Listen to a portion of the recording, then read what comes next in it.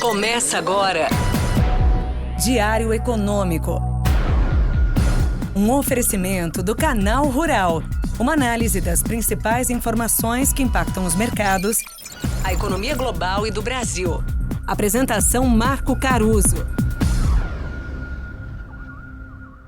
Bom dia, pessoal. Tudo bem? Hoje é sexta, 1º de setembro de 2023 e esse é o seu Diário Econômico. Antes de mais nada, eu quero mandar um abraço a todos os ouvintes que vieram visitar o nosso stand na Expo XP. Em especial, agradecer às bravas e bravos guerreiros que ficaram até às 8 da noite me escutando falar de economia e renda fixa lá no espaço de palestra. Eu sempre digo aqui que economista não sabe se divertir, mas eu não fiquei sozinho nessa onda. Hoje à tarde eu estou lá de volta, então quem estiver por lá, até daqui a pouco. Sobre mercados, ontem foi um dia tenso aqui para os nossos ativos. Foi mais um dia em que os receios com a nossa situação fiscal fizeram bastante preço. O dólar à vista, por exemplo, fechou em alta de 1,7%, cotada a 4,95 de novo. Com isso, a moeda fechou o mês com uma desvalorização acumulada de 4,7% em agosto. O Ibovespa foi na mesma linha e fechou com queda de 1,5% ontem e voltou para os 115 mil pontos na mínima do dia. São então 5% de queda no acumulado do mês passado. E os juros futuros deram um salto entre 10 e 25 pontos, no caso dos mais longos, que são mais sensíveis às perspectivas fiscais do que à política monetária. Aliás, antes de dar mais detalhes sobre o gatilho específico dessa piora de ontem, um ponto interessante sobre a renda fixa prefixada em agosto foi a tendência de ver curvas de juros com mais inclinação para cima, né? Seja porque os curtos caíram demais, seja porque os longos não cedem facilmente. Isso bateu bem com uma dinâmica que eu particularmente acreditava que aconteceria e venho discutindo aqui internamente.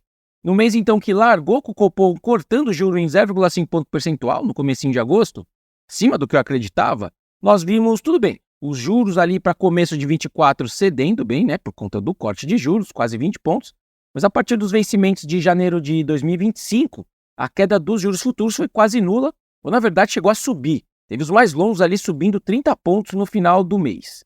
Ou seja, olhando só para agosto, quem apostou que valia alongar o pré-fixado, porque o Copom começou o mês mais otimista com o corte de juros, não levou. Tivemos em agosto os juros americanos futuros mais pressionados, é verdade. Teve um pouco do medo do Copom embarcar numa postura mais flexível, digamos assim, com a inflação, mas agora o que a gente está vendo é o tal do wake-up call da possível deterioração fiscal que eu venho me repetindo aqui. Em bom português, voltou o ceticismo do mercado sobre a saúde das contas públicas daqui para frente aqui no Brasil. O governo tem conseguido, é verdade, vitórias importantes no Congresso com pautas que podem subir a arrecadação, mas com contrapontos como a regra do salário mínimo, que aumenta despesas, a desoneração do IR, que a gente já viu também, e agora a desoneração da folha de pagamentos de 17 setores que foi estendida. E ontem foi dia de entregar oficialmente o projeto de lei orçamentário de 2024, que projeta um orçamento equilibrado com déficit zerado. Mas fora essas despesas que eu acabei de citar, grande parte do ceticismo vem pelo lado da receita. O orçamento prevê que quase metade da receita que estão esperando para fechar essa conta no ano que vem vai depender não só de aprovação legislativa, como, obviamente, de uma confirmação da expectativa de arrecadação que cada medida tem nas contas da Fazenda e do Planejamento. Não é simples também imaginar que a gente vai ter quase 170 bilhões de reais de arrecadação extra sobrando na mesa aí, e também que o Congresso vai estar ok com esse potencial aumento de carga tributária. E também que o PIB não vai sentir negativamente esse tarifaço. Enfim, para mercados agora o que importa é ver se o ministro Haddad, né, e o governo em geral conseguem articular esse aumento de impostos e receitas a contento. Bom, setembro também já larga com fortes emoções pela agenda econômica. Primeiro tem o nosso PIB referente ao segundo trimestre, que sai agora às 9 da manhã, e meia hora depois já tem os números do mercado de trabalho dos Estados Unidos. Sobre o PIB, eu prefiro falar segunda-feira com vocês, né, com mais detalhes, quando eu tiver os dados na mão.